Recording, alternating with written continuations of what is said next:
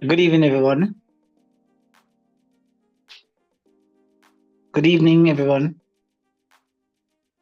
Good evening, sir. Even sir. Evening. All right. Welcome back to another session again for this week. All right. Good evening, Roxanne. Good evening. Good evening, everybody. So welcome back to another session. We are approaching 1 month of classes, and we are making progress. So we are almost to the end of our fundamental stage. We only have a topic left to complete our fundamental aspect of math. And then we're going to dive right into the meat of the matter. But your assessment or your assignment is going to be given sometime next week. Remember to keep your mics on mute, guys, because the session is being recorded, so we don't have any background interference. It's all right. I think your mic is unmuted. All right, good. All right, good. So right. So you're going to be getting it's an assessment. It's going to be an online assessment. That I'm going to be giving in the class, I believe, next week, Tuesday. Most likely it's going to be next week, Tuesday. So practice up over the weekend, guys. That paper will be submitted physically, right? So you're going to do it online, and then you're going to find some time to submit it by Wednesday, so I can mark it and then give you back your papers for you to pick up at the office. Okay? So you're going to do it Tuesday evening, and then submit it on or before Wednesday. Just pass through and leave it at the office of Mr. Beard. Okay? So assessment next week, Tuesday, guys. All right? Everybody note? Everybody make a note of that? Yes, sir.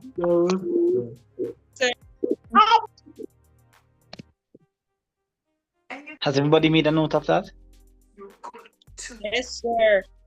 All right, good. Peter, I wasn't hearing anything. Now I'm just saying that there's an assessment next week, Tuesday, Okay, sir.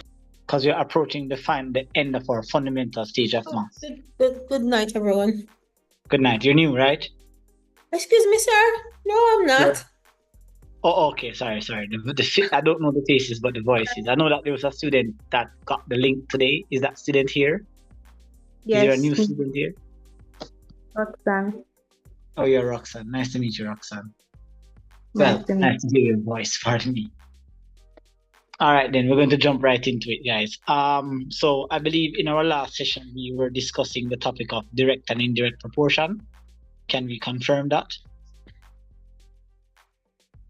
Can someone Yes, sir. Go ahead. All right, so we were discussing the topic of direct and indirect proportion.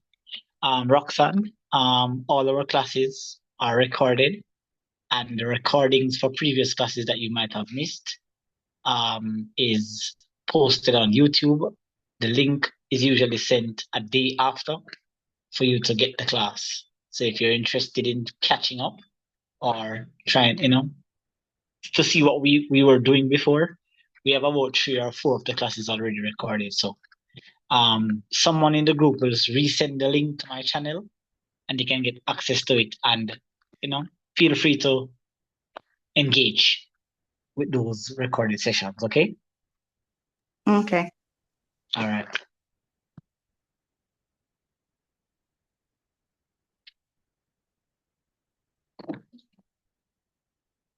Just a second, guys.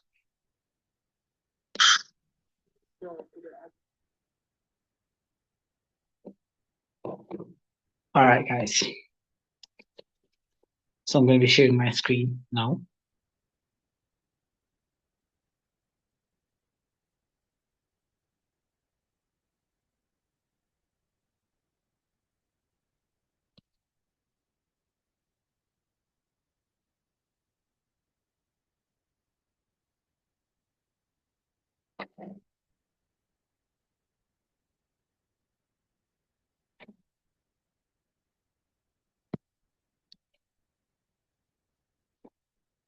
I need to also mention, you guys might have it on your minds as we had discussed, I wanted the first month of class to be completed, and then I want to get a good idea of where your minds are at in terms of recollection before I start talking about SVAs. Even though evening school and online students are not recommended to do math, it is still within my jurisdiction to assess you month by month. So even though I can't stop you from paying for the exam, I can make recommendations to you as adults that I don't think you're ready, or I think maybe you just need to wait a little bit longer, as opposed to just allowing you to spend money with the hope of you going in the exam, hoping that you might pass, So if I don't see, after 2 exams, if I don't see like you're doing what you need to do, I'm going to just recommend that you sit it out and just come to classes. Or, as I said, you can go ahead and pay for it for experience sake, and then hopefully as the year progresses, you will improve. But I've been doing this for a long time, so you kind of can see I kind of can see when it's not going to turn out as well as you want it. I try to give students the proper expectation when it comes to getting the best results. So that is it. Excuse me, sir. Go ahead. Will the test be, where will the test be? Online. So it's going to be like how you see the screen now. Mm-hmm. The document will be on screen. Okay. And then we'll put the class on mute, and everybody will then I'm trusting that you guys are adults, and cheating now go help you. Mm-hmm. So I'm just going to trust that. I'm just going to use my trust and expect that you guys are going to just give yourself an advantage to see what you can recall. And if you can't recall something, you just make it slide and just say it's something that you need to work on. So it's going to be on screen. It's going to look something like this. Hold on. Like that. Well, that's not the test, obviously. So don't get scared. But that's how it's going to look on screen. Okay. So you'll be able to copy the questions and then show your solutions on your folder leaves at home. Mm-hmm. And then you just submit your folder leaves to the office downstairs to me. I'll mark it, and then I'll instruct the group when you can come and pick it up and know your results. Okay? Okay. Third question, how would that go from you? Pardon me? In Jamaica right now, so how would that go from you? Okay, so if you're not in Jamaica, then you can actually just submit Email it. Yeah, you can just email it to me then. Come on. All right. Because I have other students in the class that are not here in Jamaica, so I know how to communicate with them through WhatsApp or through email. All right, so you can just take like a screenshot, or you can scan the document and then email it to me. I'll print it, scan it back, and send it back to you. Noted? Everybody good to go? Yes, sir. All right. Yes, sir. Okay. All right, so let's jump right into it then. All right, so in our last session, we had a elaborate discussion on the topic of direct and indirect proportion. And just as a quick little recap, we stated that direct proportion is a comparison between 2 quantities. And we can know when it's a direct proportionality when one of the quantity increases in value, then the other one also increases in value. Or vice versa, if one quantity decreases in value, then the other one also decreased. The example that we use, the realistic example that we used, is when one goes into a store to purchase more than one of the same item. Example, let's say you go into a store and you wanted to purchase, pardon me, hold on. So the example that we use is, say you go into a store and you ask, what is the price of an apple? And you're told that the apple costs, say, $10. The direct proportionality is that if you buy 2 of these apples, it's going to cost you $20. If you buy 3 of these apples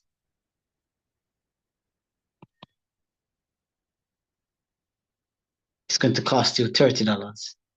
And the reason for that is that you're increasing the quantity of apples, so the price is also increasing as well.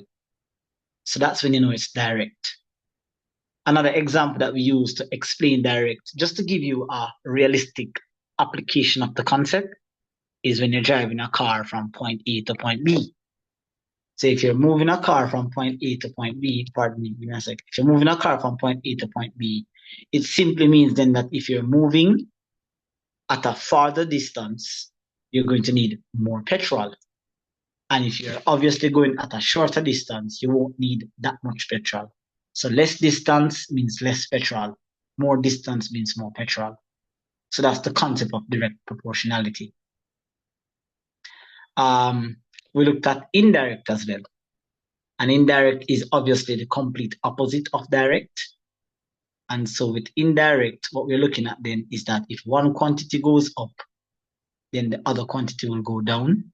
Vice versa, if one quantity goes down, the other one will go up.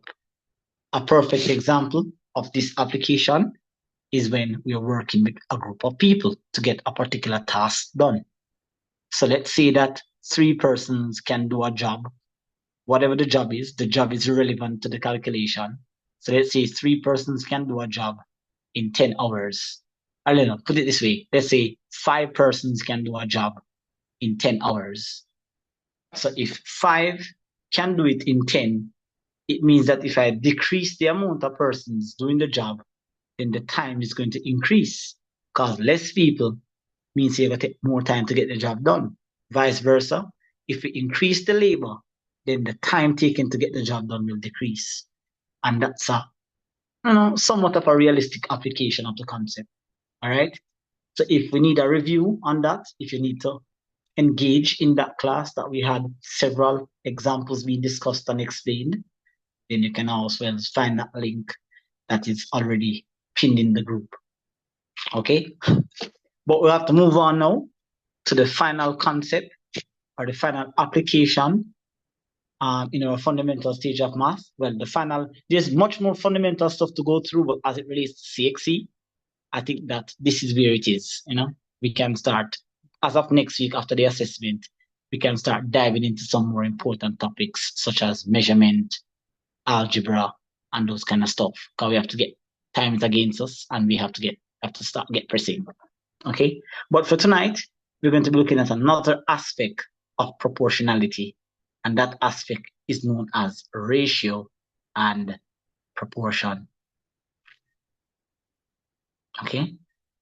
All right. So for my new students, the students that have been here with me for a while, I usually just dictate through the microphone, and then I just use the screen as a form of explaining the examples. Okay. So take down this definition of what a ratio is, or what ratio and proportion is.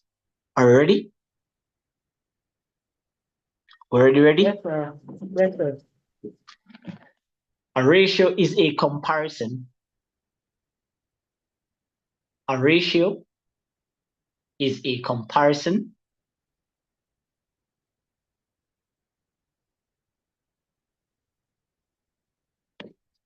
between 2 or more quantities. A ratio is a comparison between 2 or more quantities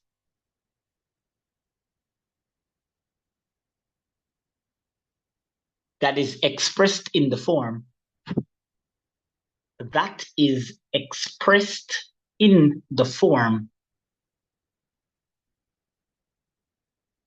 A colon B. A means dot upon dot. So A colon B. So a ratio is a comparison between 2 or more quantities expressed in the form A to B, where A and B are called individual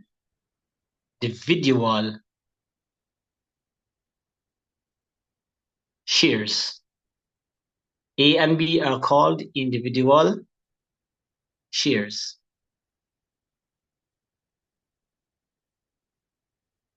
So A is a shared amount that someone received from the ratio. B is a shared amount that someone received from the ratio. Now, before we actually go into more information, let's give you a more intuitive understanding of this A and B thing. Okay? Let's not try to make it too much math and make it more intuitive, more applicable. Now, I don't know if everyone was here when we were doing the concept or the topic fractions, and we had a discussion about a pizza, a large and a small pizza, where a small pizza is usually divided into 4 slices, and a larger or medium pizza normally have 8 slices. And we said that if you decide to give someone 1 slice out of the 8 slices, right? Let's say you decide to take 7 and that person, and you decide to give away 1, then the ratio is going to be 1 dot upon dot 7. So if you notice that you gave away 1 and you took 7, and when you add the 7 and the 1, you get 8. So by adding the 1 and the 7, it causes you to determine how many slices, or in math, what we say, how many shares or how many portions does the entire whole has. But individually, 1 and 7 represents the amount that was shared out. That's why we call them individual shares. Best yet, put individual portions. Okay, so A and B separately are called individual shares or individual portions. Okay, now there is a very important thing that you must do prior to working or attempting any ratio problem now and in the future, and that is to find something known as the TP. And the TP, the meaning of the abbreviation TP is total proportion, TP. So the TP is when you add A and B. So by adding A and B, it pretty much tells you the total shares that the whole, and the whole means whatever it is you're sharing up, whether it be food, whether it be money, whatever it is that is being shared amongst the participants or the what we call the individuals in the problem, then by adding A and B, or if it was A to B to C, by adding A and B and C together, then that gives you what is known as the total proportion. It's important. Why? Because there is just, when it comes to ratio, especially at the CSEC level, there's just certain questions that they consistently ask you. And as we go through the examples tonight, you will realize then that, okay, they're always asking me for one of 3 things. They're always asking me for what is the total amount of money that was shared. They want to know how much money was distributed among the persons. Or 2, they'll ask you how much did one particular person in the ratio received. Or they might ask you to express an amount that someone received as a percentage of the total. It really doesn't go outside of that spectrum. Now, I'm not saying that the questions I'm going to give to you tonight are the only type of ratios. There are several other types, several ways how them can word it. But when it comes to ratio, a few years ago, few years meaning 5, maybe 6, 7 years ago, I came up with a 3-step process that allowed me to be very consistent, or it allowed me to help my students to become more consistent when it comes to solving any and every ratio problem that you will encounter. So every and any ratio problem you encounter, these 3 steps are steps that you will need to apply. Now, the worst case, there's two worst case scenarios that can come up. And when I say worst case scenario, it's not bad. Number one, of the 3 steps, sometimes, depending on the question, you may not need to apply one of them. That's worst case scenario number one. There's not going to be a case where you have to add an extra step, but there might be a step that is not applicable to that particular problem. All right? And 2, which is most important, which you're going to experience tonight, is where there are some ratio questions that may require just a little bit of reasoning. And we spoke about the reasoning last week when it comes to direct and indirect proportion, where you have to be able to determine whether I should multiply or divide. That's the part of the math that I can't really teach you. Okay, I can show you, but I can't say teach you that this is how you reason out the problem. Your basic arithmetic skills that you have garnered over the years of attempting or learning math is something, it's already there, you just need to activate it. And you can only activate it through experience, practice, familiarity with different types of questions. But I'm going to share with you 3 questions that has different layers of difficulty, and we're going to look at how we can apply the 3 steps to those questions. But before we go into the questions, I have to give you the steps. So head up for me, guys. Put as a subheading in your books, steps to solving any and every ratio problem. That's the subheading, guys. Steps to solving any and every ratio problem.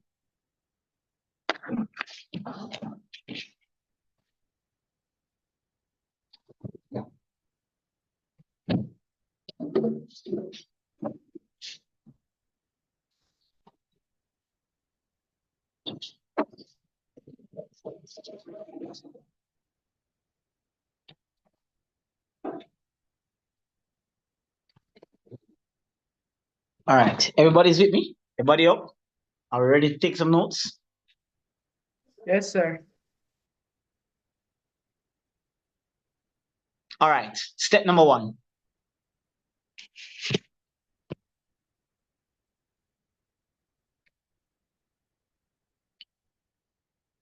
Identify and write down. Identify and write down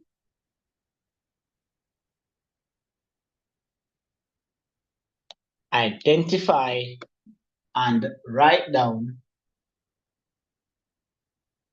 the comparative quantities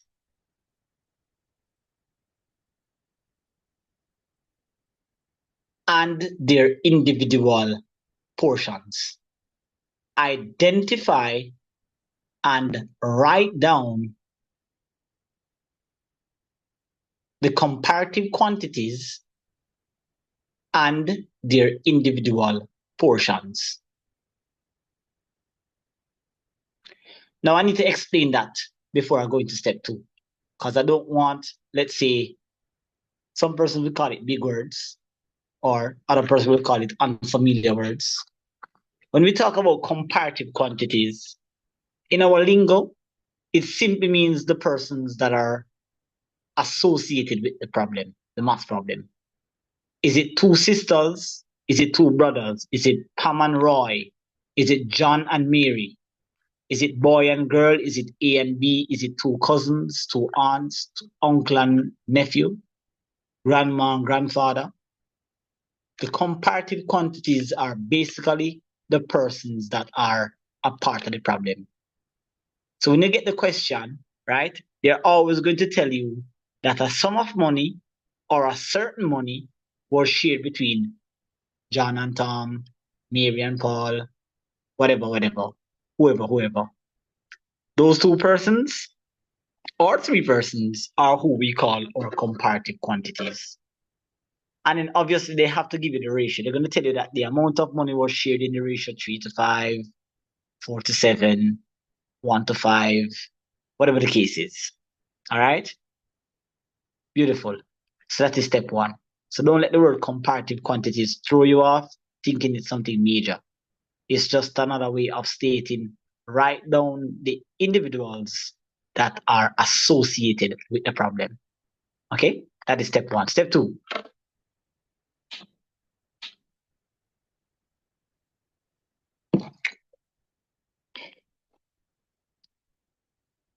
Find the total proportion. Find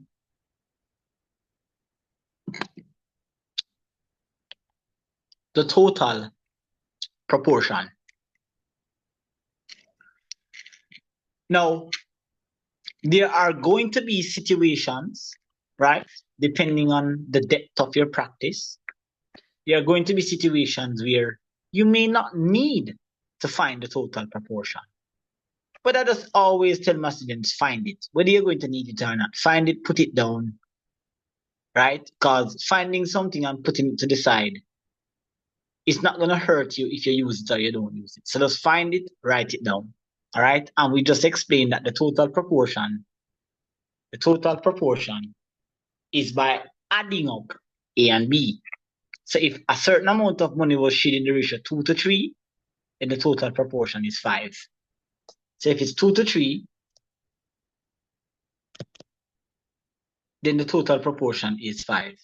If it's 7 to 4, the total proportion is 11. If it's 3 to 7, the total proportion is 10. If it's 5 to 12, the total proportion is 17. So the total proportion is by you adding up the individual shares, and that these numbers to the side here tells us how much portions has the whole been divided into. How many parts does it have? All right. And how many parts it has is dependent upon how many shares each individual in the problem was given or had received. Okay. And then the final step now, step 3, calculate one share. Calculate one share. Now, the question is, what do you mean by calculate one share, Mr. Peart? How do I do that? It's something that you've been doing. And if you're at Access right now to check the notes that were given to you and all the examples that we did in our last direct and indirect proportion class, if you look at your notes, just skip your page right now and look back at those questions, you'll realize that in the second line of each problem that we worked last week, you were always encouraged to find one portion. You are always told to find one portion. I believe, and I stand corrected if this was not the example that was used, I believe we had a discussion about why is it that when you go into the market, a customer always asks the vendor how much for a pound of yam or pumpkin or banana, whatever it is that you're buying. As a customer, you will find yourself always asking how much for one. And our answer to the question of why is it that we always ask how much for one, it is simply because we are subconsciously calculating how much we can spend out of what we have. You're subconsciously calculating how much quantity you can receive for the amount of money that you currently have. Because for you know the price of one, you'll be able to find the price of any amount. Because if one of whatever you're buying, pardon me, hold on guys. If one of whatever you're buying costs $100, then it simply means then 2 will cost 200. 3 will cost 300. And half will cost half of 100, which is $50. And we looked at the example, just look at all the examples. I think we did about 3 from each. We always take the number on the right and divide it by the number on the left. But it's all going to make sense. And sorry, it will only make sense to you guys. Apart from this discussion and the notes that you currently are looking at, it's all going to just make sense when we apply these 3 steps to a question. So we're going to start off with a very basic question, basic ratio question, and then each questions after this will have an extra layer of difficulty. And then we're going to consistently apply these 3 steps. So take down for me example number 1. I'm going to dictate the question to you guys.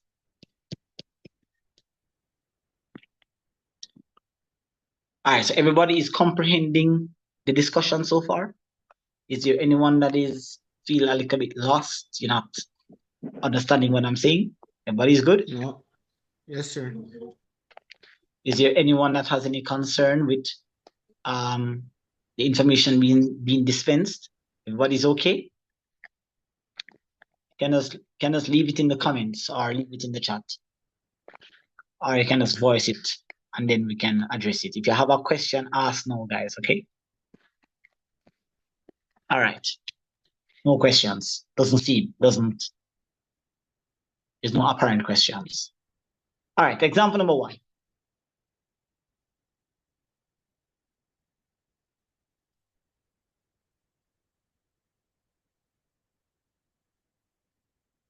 $12,000. $12,000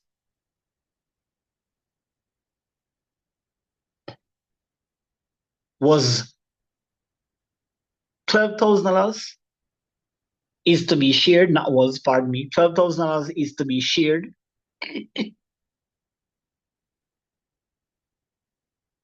between 2 brothers. $12,000 is to be shared between 2 brothers.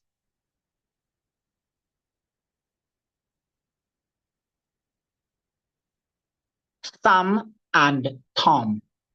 Sam and Tom. $12,000 is to be shared between 2 brothers, Sam and Tom, in the ratio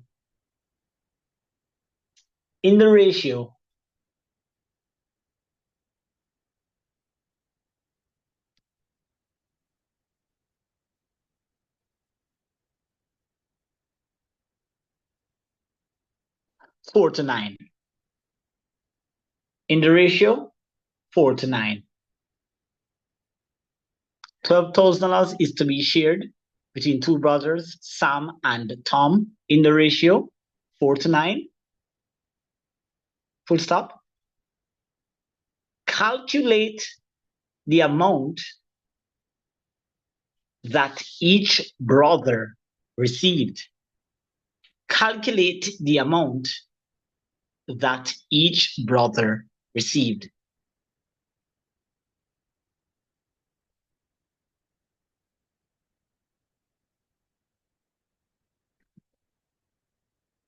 Now, with a question of this simplicity, students with experience will find a variety of ways how they can derive the answer. But myself as an instructor, I thrive off consistency. I don't want 10 ways to do 10 different questions. I want 1 or at most 2 ways that I can twist and turn to solve 100 questions. I don't want to learn too many ways. We just want to learn 1 way that is effective and can get me to my result, no matter how them structure the question. And that method is exactly the 3 steps that I gave you earlier. So going forward, when you get a problem, ladies and gentlemen, don't try it. Well, at least I can't stop you if I'm trying it. But you're going to find yourself getting more inconsistent results, and you're going to find yourself struggling with the topic if you try to use an older method, right? Now, mind you, if it works for you and it's consistent, then I won't stop you. But the method I'm showing you tonight is one in which you will find giving you the most consistency. So from the steps given, you're going to apply. The persons involved in this problem are the 2 brothers. They are the comparative quantities. So they are, in fact, Sam, and you're going to compare Sam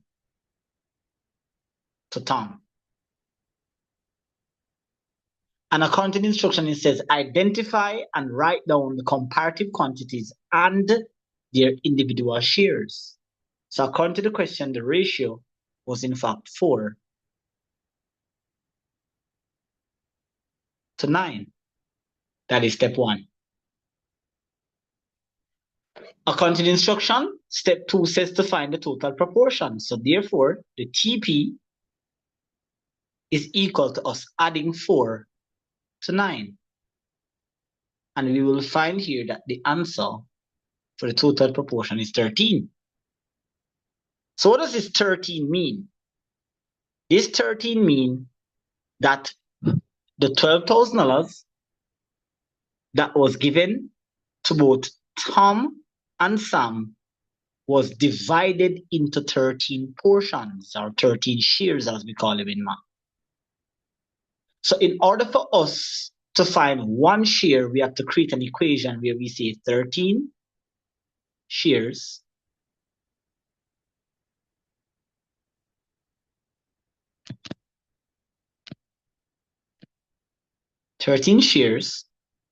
is equal to 12,000.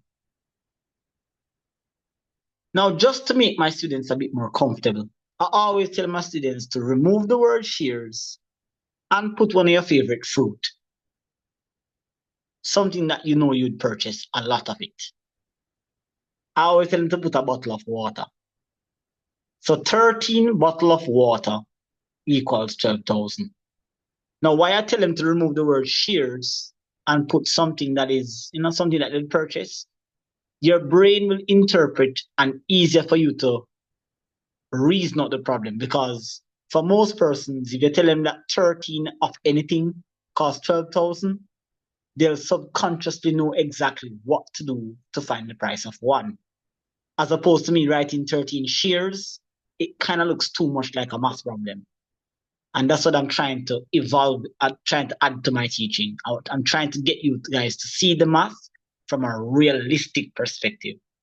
So if you remove the word shares and you put bottle, can somebody tell me what you think you would do to find the cost of one bottle? If 13 bottles equals 12,000, how would you find one? Divide, sir. See that? So far she answered. Whoa. One share is equal to the 12,000, and you're going to divide that by 13. So if you go on your calculator, guys, and 12,000 divided by 13, can somebody tell me what result you got? 923. Is there any sense? 07. Thank you very much. So $923.07. So that is the cost of one share. All right. Now, when I say remove the word share and put bottle, I don't mean literally remove the word share. I'm talking mentally. So mentally, don't say 13 shares, just say 13 whatever. 13 apple, 13 bottle, 13 of whatever. So mentally, you'll always know how to find one. So now that we have calculated the value of one share, then it simply means then we can find whatever they're asking us to find.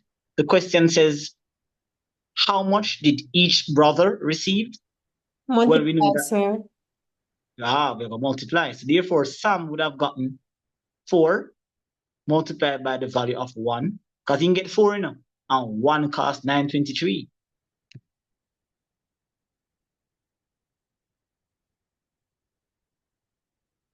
And then Tom would have gotten 9 multiplied by 923.07. All right. So how much did Sam get?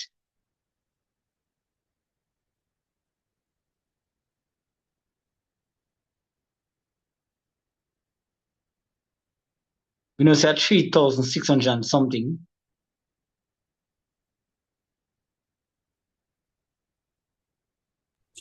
I think it's 3,692.28. Is that correct? Right. Good. That's the amount that Sam received. And then Tom now would have received 9 times 923. How much is that? 8,307.63. And if you were to go ahead and add both these two results here, you would have gotten the value of $12,000. Is it clear? Are there any questions so far from this problem? Does anybody have any concerns, questions, queries? Why I did what? Where me get what? Is anyone has any 21 of my students have any questions?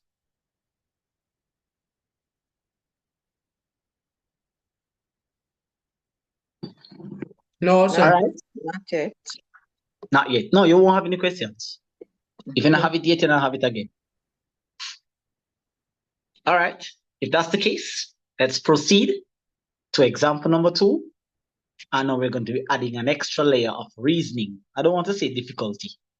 We're going to add that extra layer of reasoning to the question. Just going to word it a little bit different. And then let us see what would be required to be done. Take this question down for me, guys.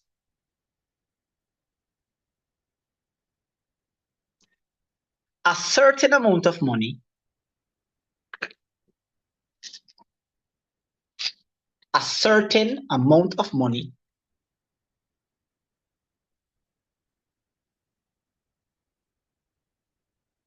was given to be shared.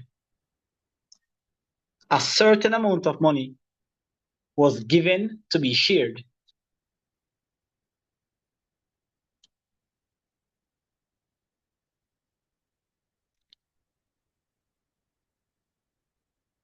between two friends. Between two friends. A certain amount of money was given to be shared between two friends, Paul and Mary. Paul and Mary.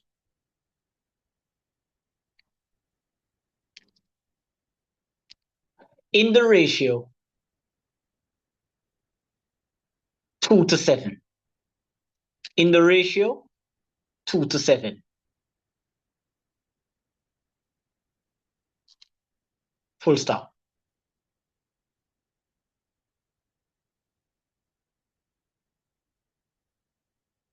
Mary received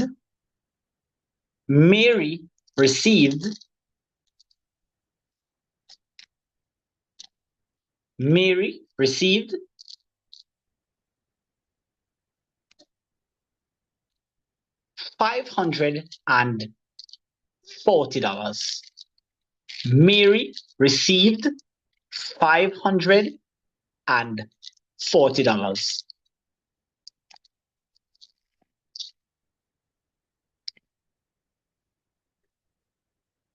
Calculate, full stop, guys.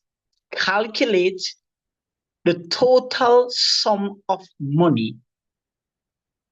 Calculate the total sum of money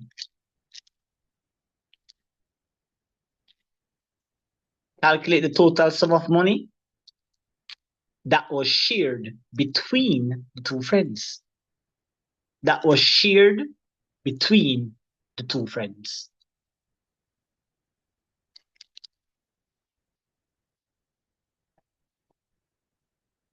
All right. So you can clearly see that the question is worded a bit different from the first question. First question just got us charged up. The second question, they are the same to an extent. But not because the wording is a bit different, the has been altered, no change. So you're still going to go through the whole 3-step process. So once again, the comparative quantities in this particular question here are the two friends, which we said is, what was it, Paul and Mary? Yes, sir. So Paul compared to Mary. And according to the question, the share was 2 compared to 7. We know that step 2 requires us to find the total proportion, TP. And the TP is therefore equal to 2 plus 7, which is equal to 9. Again, what does the 9 mean? The 9 tells us the amount of portions that the whole has been divided into. So in this case now, we don't know how much is being shared between Paula and Mary. But what we do know is that Mary is the one that received $540. So the trick in this question, or what would catch, what I feel a lot of students would fall for, and they'll fall for it only because the English language, or depends on your reasoning or your interpretation of the question, you might mistakenly think that 540 is the amount that is being split between the two people.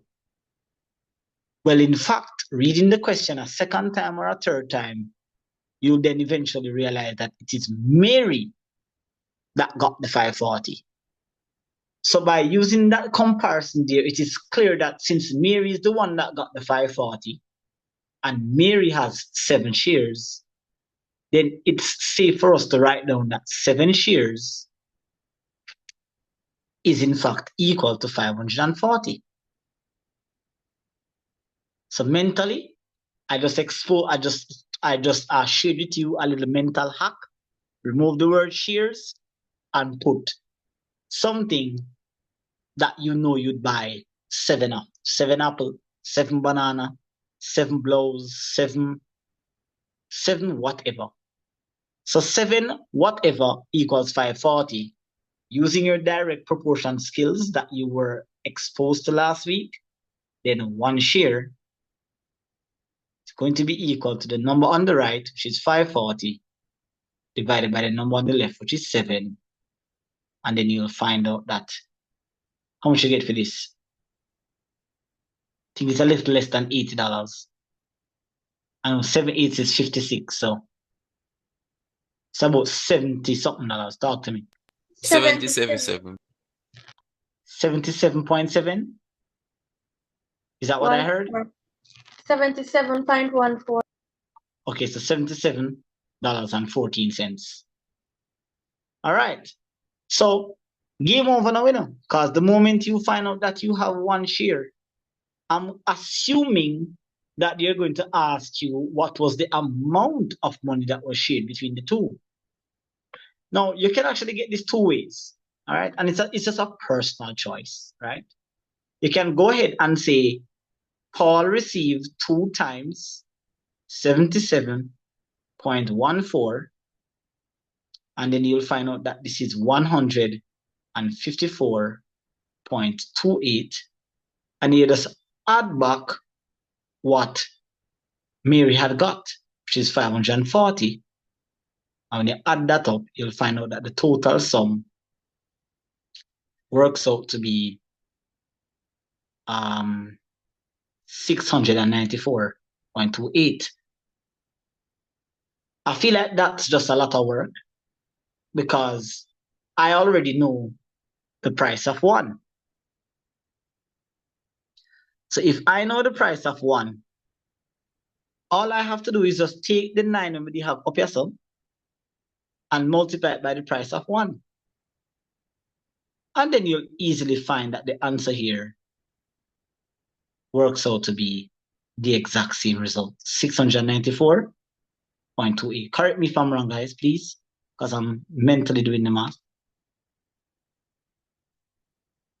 Did you get 694.28? Yes, you're correct. I am correct. Thank you. All right, so it's a personal choice. I personally would just go for the method 2. We will just take the total proportion I have up here, which is 9, and just multiply it by the value of 1. Sir, And get the total proportion. Question. excuse me. Go ahead. Question.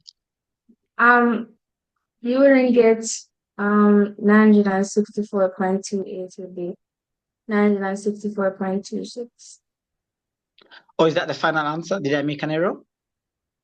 9 times 77.14. How much you got? 694.26. 26? Yeah. Oh, all right. No problem. Error on my part. No problem. Thank you. Thought it was 28. I need to work on my mental math. Thank you very much. Appreciate you. All right. Any questions? With example number 2, can see that they're not very different at all. You're not different. Okay. Just somebody have a Sir, question? Yes, Jordan. yeah, me not see how you get to use the 7. I don't need to use the 7. As Yeah, in me the see I 7 have 7 shares equal 540. uh-huh. Is it that is it because 7 are the bigger amount? No, it is because Mary is the one that got the 540. And Mary is the one that got the 7. If the question had said Paul got 540, then I would have written 2 shares equal 540. So whoever got that particular amount, that's the share I'm going to use. That's the amount I'm going to use. That answers the question, or did I go off tangent? No, sir, answers. Okay, all right, cool. Uh, All right, any other questions?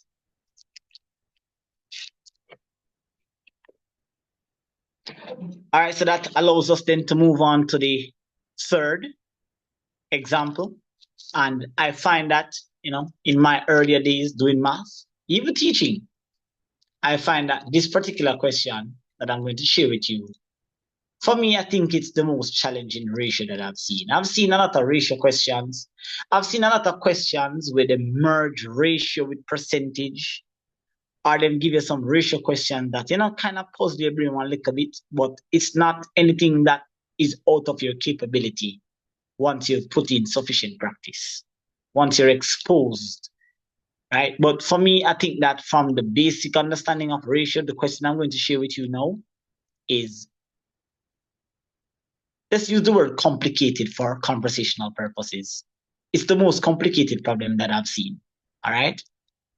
I think anything else outside of this will just be a variation of its complication, but it's nothing out of the norm. In fact, let me see if I can find a ratio question on this past paper. This is 2008. I don't think any is on it, but let us see. Them time and they never used to read the ratio that much.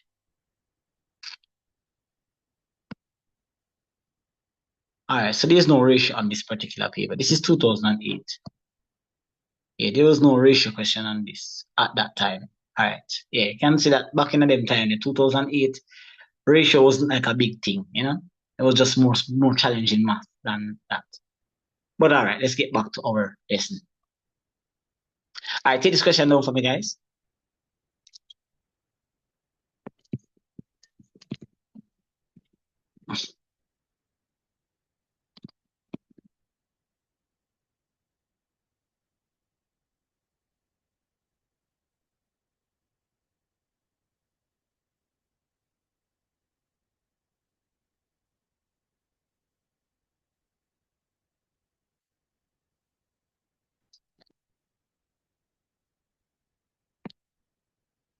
Mark, John, and Barry.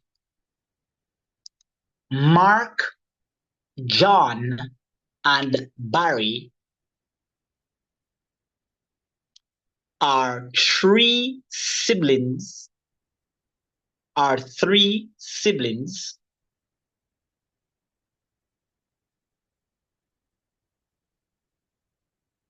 and they were given a certain amount of money, and they were given a certain amount of money to be shared amongst themselves, to be shared amongst themselves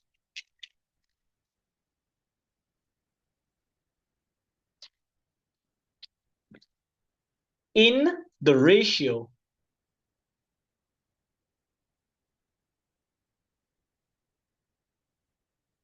three to eight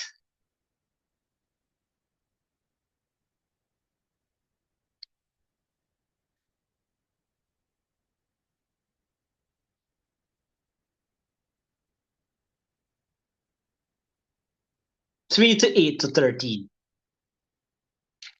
3 to 8 to 13, respectively.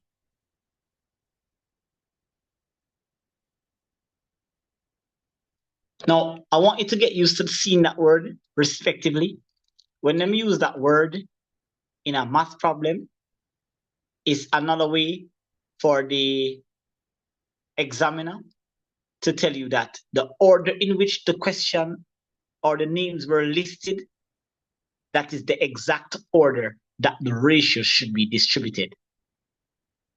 So if it's, I think, but give me the names of the person I just listed, because I'm reading from my head, guys. I'm not using a textbook. Mark, John, and Barry. So Mark, John, Barry, right? It has to be 3 for Mark, 8 for John, 13 for Barry. You can switch it around. You can put Barry up front or Barry in the middle. You can put Mark at back and or Mark in the middle. You can put the 8 at the front and the 3 in the middle, or the 13 at the front and 8 at the end. The exact order in which the question was given, the exact order in which the names were listed, is the exact order in which the share should be distributed.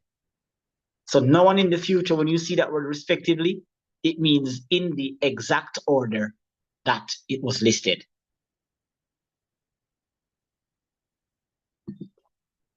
So run the question by me again. Mark, John, and Barry are 3 siblings, and they were given a certain amount of money to be shared amongst themselves in the ratio 3 to 8 to 13. Full stop.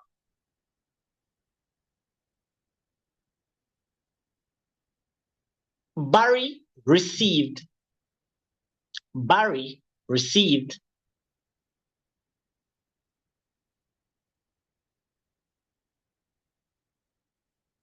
$800 more. Barry received $800 more than John. $800 more than John.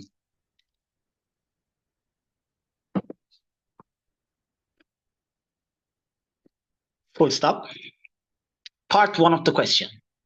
So sorry, not I, or part A. Calculate the amount of money that was shared between the siblings. Calculate the total sum of money that was shared amongst the siblings. Let me say between, that's incorrect. It's amongst the siblings. Amongst the siblings. Between is for 2, amongst is for more than 2. Amongst the siblings. Leave about 2, maximum 3 lines for the solution. Then write down for me II, or part B. Part B. Express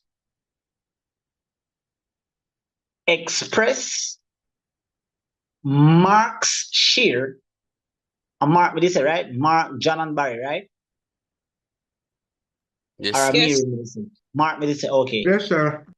Express Mark's share as a percentage of the total. Express Mark's share as a percentage of the total.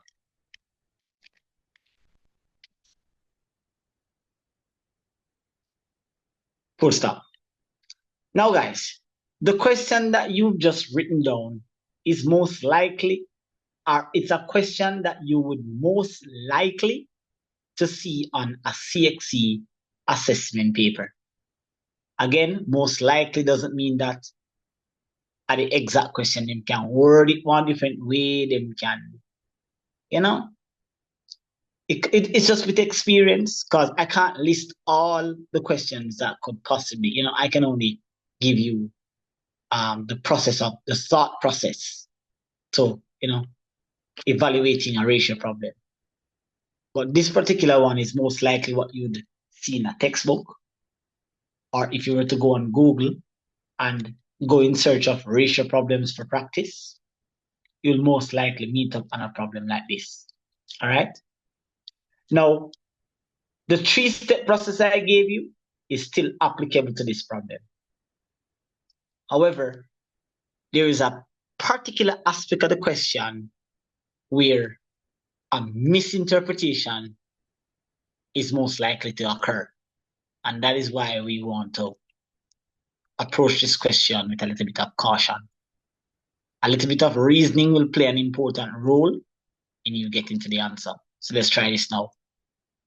So the persons in the problem, I'm going to use their initials, guys, just to save space. As in fact, I'll just write it out. So it is persons in the problem are Mark, compared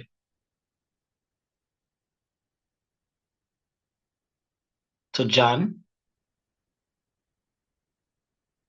compared to Barry,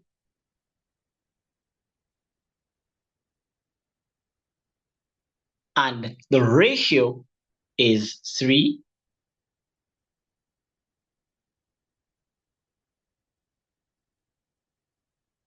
to 8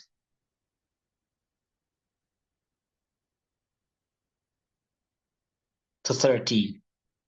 That is step 1. When you're getting this question, don't get yourself flustered. Just be patient, follow the steps, and you'll be okay. Trust me. Just follow the steps. That's all you have to do. Step 2, find the total proportion.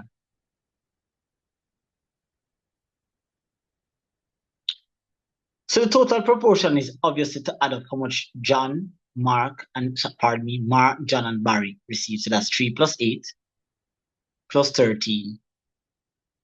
And you'll find that whatever this amount of money is, it has 24 shares or 24 portions. Please bear in mind, guys, we do not know the amount of money that was shared. Now, of course, so step 3 is to find one share. But here's the trick. I find that the English language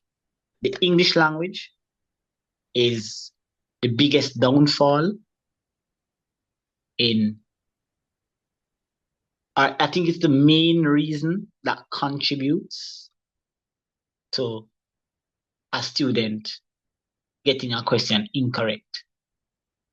Because everybody knows how to add, multiply, subtract, and divide. But if you can't reason out the question, you won't be able to know when to add, subtract, multiply, or divide. So if over time we can build up our interpretation, reasoning skills through practice and exposure, then in this question, the biggest error that you can make is where a student makes the assumption that the $800 that was mentioned in the question is what is being shared between all 3 people. So that's the first error you can make. The $800 is not what is being shared we don't know how much is being shared. The second error is assuming that Barry got $800. If you read the question a second time, a third time, by the fourth time, you will then realize that Barry is not the one that got 800. Barry got $800 more than what John got. The best way to interpret this is, it's like I'm trying to say to you that Barry and John got the same amount of money, but Barry has $800 extra. Put it this way. If I have $200, right? And I say, Shireen, you have $800 more than what I have. How much money do you think you have, Shireen?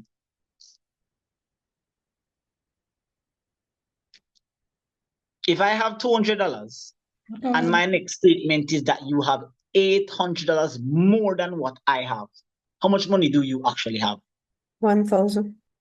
Good. $1,000. $1,000. Not true?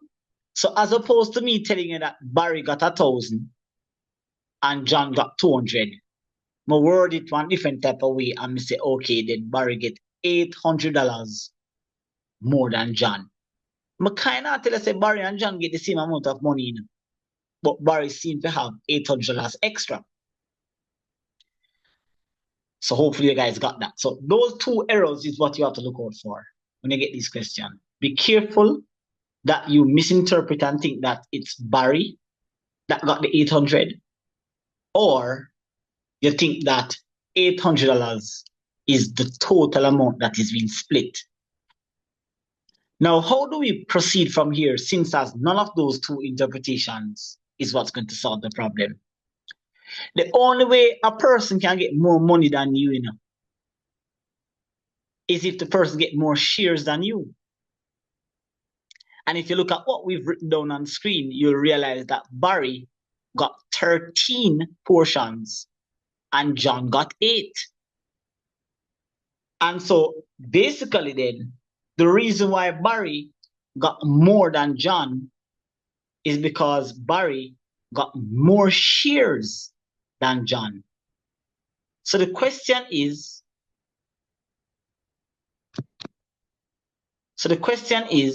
what is the difference between John's share and Barry's share? The difference in shares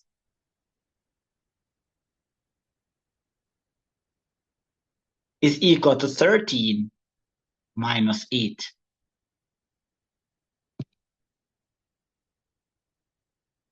And that's equal to 5 shares. So the reason why Barry got the $800 more than John is because Barry got 5 extra shares than what John got. Let me know if everybody get the whole interpretation there. Is there anybody who does not understand what was just stated? Yeah, okay, again for me, please.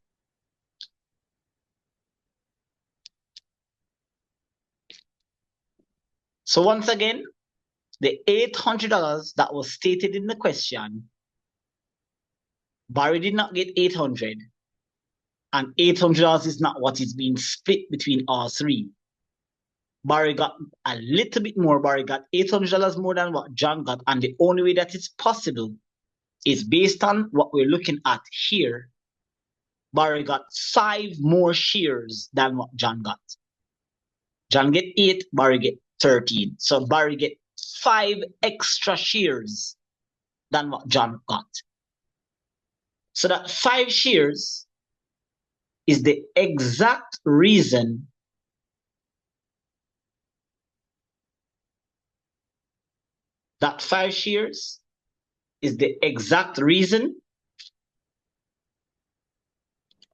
why Barry got the $800 extra. So you have to equate that 5 shares to 800. So when you get that type of question where they might tell us that somebody got more than somebody or somebody got less than somebody, then you have to find the difference between those two people and then equate it to that amount, and then use your direct proportion skills that you now currently have knowledge of. So remove the word shares and put bottle. 5 bottle costs 800. That means 1 bottle. In this case here, 1 share equals 800 divided by 5. Talk to me. 160? Yes. 160? Yes. Correct. So at this stage, game is over, because the moment you find 1 share, whatever they're asking you to find, you can calculate it. The question in part 1 or part A stated that you should calculate the amount of money that was shared between the 3 siblings. Now we know the value of 1 share, and we know that the money has a total of 24 shares. So if 1 is valued at 160 and the total amount that is there is 24, therefore the total share is 24 multiplied by 160. What's up that? What we get?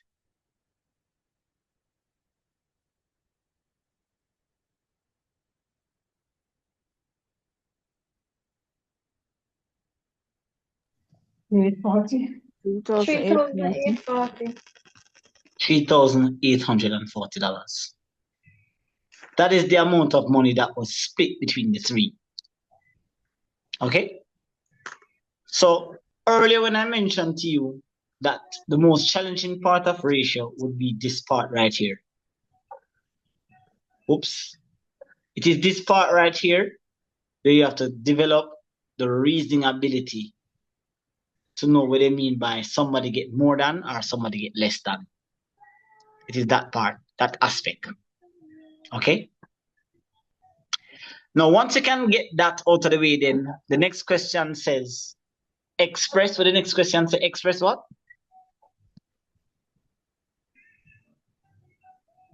Express market share as a percentage of the total. Express market share. Now, there's 2 ways to do this. You can use the exact amount of money that Mark got and turn it into a percentage, or you can just use the most direct way and take the shares that Mark got, which is 3. So basically, Mark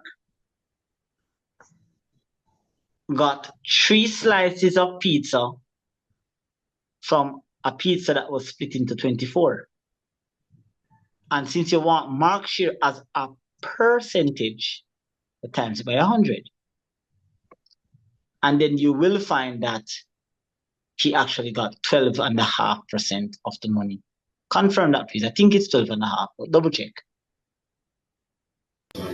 So I may get 12 flat. Can't get 12 flat. Try again. Can't get 12 flat. 12.5, sir. Double check that, Larma. Yeah, man, I heard it. 12.5. 3 divided by 24 is 1/8, and 1/8 of 100 is 12.5. So if you want to give me a rounded figure, best you tell me so the answer is 13. Oh, yes, sir. My bad. I made it divided by 25. That's fine. All right, that's the most obvious way to do it. Or if you want to just make life complicated for yourself, which I'm sure you don't want to, you could just take Mark's share and multiply it by the value of 1. And the value of 1 that we got earlier was 160. So therefore, the amount of money that Mark got would have been equal to 480. So now you can take that 400, somebody's mic is unmuted. You can take the 480 and you can divide it by the total amount of money, which was 3,840. And then if you want, you can go ahead and multiply. Not if you want, you have to multiply it by 100. And you will find that the answer also works out to be 12.5. But I mean, most persons are just going to go for method 1. Because I think it doesn't have much working out to do. And that's just about that. Okay? Now, with this knowledge, I don't. It's just one question will work. But we already know that we're strapped for time, and our session is we're only capable of working 1, maybe 2, 3, 4 examples in the class. So it does require you to go outside of the box and find questions. Obviously, I'm not going to send them my find questions. I'll find the ones that I really want you to focus on and send them in the group. Apologize for not sending any questions this weekend. I had my day school flustering me. So the day school students, I had to prepare their tests. I have to mark them and write a report to give to the school. So it complete. Plus I have the videos to edit from last week. So that kind of took up a lot of my time, and then it slipped me. But I'm going to double up on the practice papers this week, send them in the group so you can practice up, get your skills up. I mean, for Tuesdays just to see where you guys are at and how much you're recalling. So it's not going to be a big deal, but you need to keep the practice up because you're going to experience far more complicated, far more trickier questions than this in the future. And the more experience you have, it's going to be is the more effective you're going to be, more consistent. Okay.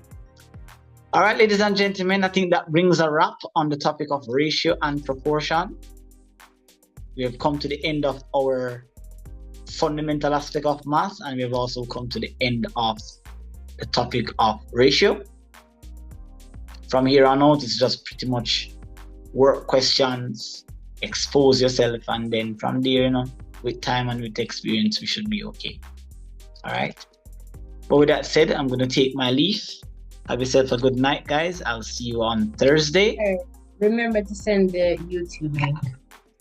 All right. One of my students will send it. Kian or any one of them, they'll send the link because I think they are already in the group. So they'll find it and just forward the link. But you can forward the exact link to the class.